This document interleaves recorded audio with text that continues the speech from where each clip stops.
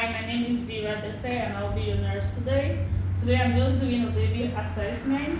Hi mom, is it okay? Are you sure baby? Yeah, thank you so much. Okay, at this point I'll wash my hands, make sure my hands are clean. I'll have some hand sanitizer and I'll sanitize my hands. Before I do the baby assessment, I'll look at the baby just to make sure the baby is not under any stress or any distress.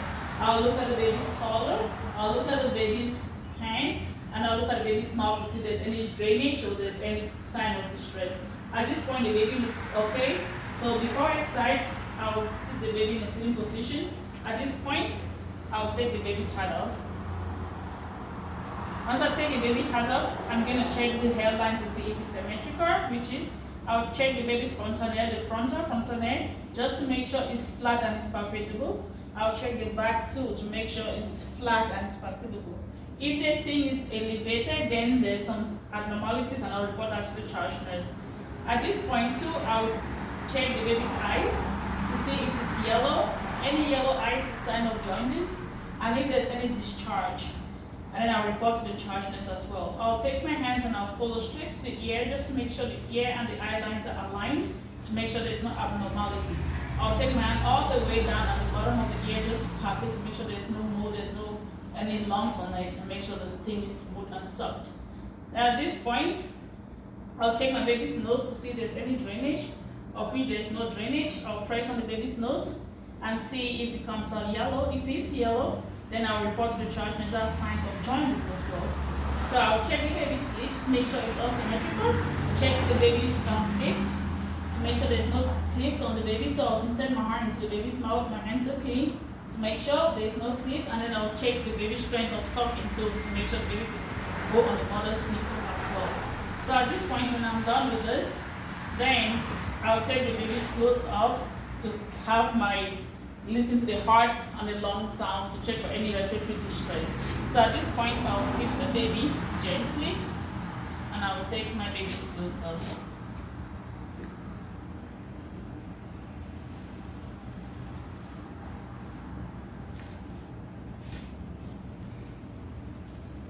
Once I take the baby's clothes off, I'm gonna just check at the skin just to make sure there's no spots on the skin.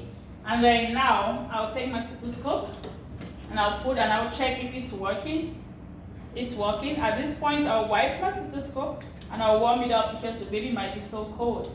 And then I'll check out the 6 quadrants to check for respiratory distress.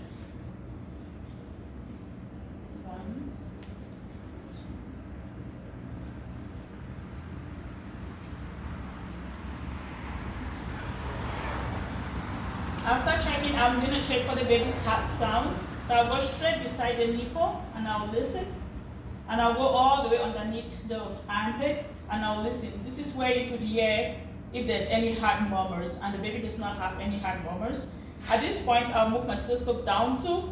I'll also check for the stomach to see if the baby have bowel sounds, if there's hyperactive or they're low, or they're active. So I'll check for the baby sounds of the quadrant, so right here. And I'll go right here, and I'll go on the other side, and I'll go. So the baby has some bowel sounds, which is good. At this point, I'll take my stethoscope off. I'll check on the umbilical cord, which is right in the center of the stomach, and I'll check for any drainage or any blood stain. So if there's any yellow drainage, then it might be sign of infection. If there's some blood, if the baby's cord is really low, so sometimes it might be okay, and just make sure the diaper is not on it. Then at this point, I'll wash my hands and I'll put on my gloves. When I put on my gloves, I'm going to check for the baby's genitals. So as you can see, this baby is a female, so I'll just make sure the genitals matches the baby. So I'll open right here and I'll check. So the genitals are that of the female, which is good. So there's no abnormalities in that spot. I'll just check for check if there's any drainage, because there might be some bloody drainage from the mom's hormones, and I'll report that to the charge nurse if I see any. And there's no drainage, so I'll cover my baby. If this baby was a male, I'll check for the penis and I'll check for circumcision. Then I'll check underneath too, just to make sure that the scrotums are all aligned the same. I'll press down to see if there's any pain. And if the baby screams, then I might report that to the charge nurse, so there might be some abnormalities. At this point, I'll just check on the baby's body to see if there's any bed mark, if there's any Mongolian spot. and there's none on this baby. If there's any, I'll report that to the charge nurse so I can document that as well.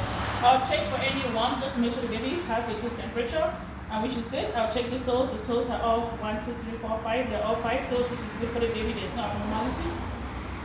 I'll press right here for capillary refill, and it came back all the way out. The baby is fine.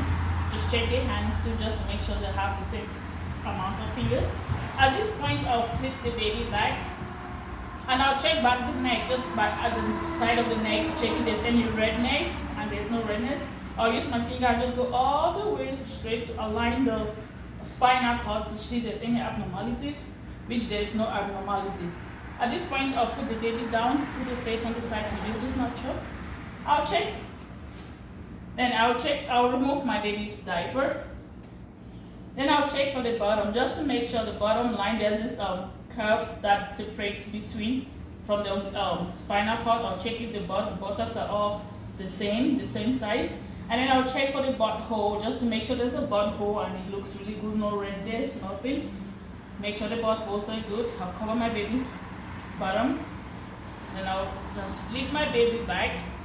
And again, my baby looks all okay, no bed marks, nothing, no rashes on the body, everything looks okay. At this point, I'll wear my baby's clothes back. So for time constraint, I'm not gonna do that on the video. But I'll wear my baby's hat to make sure the baby is warm. Then I'll cover the baby. Covering the baby because the baby cannot produce heat on its own, so just to make sure the baby is all safe and sound, I'll cover the baby. At this point, I'll do my vital signs because I'm done exposing the baby, so I'll have accurate vital signs, and then I'll do the temperature too, just to make sure the baby is in good state.